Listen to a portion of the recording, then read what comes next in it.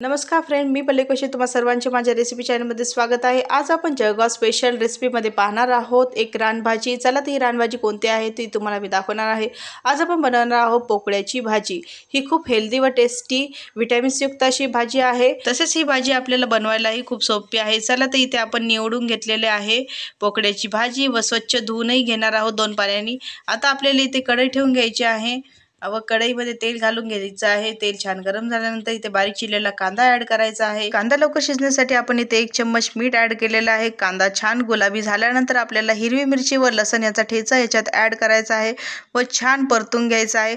छान परतल्यानंतर आता इथे आपण पोकळ्याची भाजी ऍड करणार आहोत। पोकळ्याची भाजी ऍड केल्यानंतर आपल्याला ही छान परतून घ्यायची आहे। परतल्यानंतर ह्याच्यातून पाणी रिलीज होते, त्याच्यामुळे आपल्याला याला पाणी वरून घालायची गरज नाही। झाकण ठेवून आपल्याला ही भाजी छान पाणी आटूस्तोवर शिजून द्यायची आहे। तयार आहे आपली पोकळ्याची भाजी। चॅनल सबस्क्राइब नक्की करा।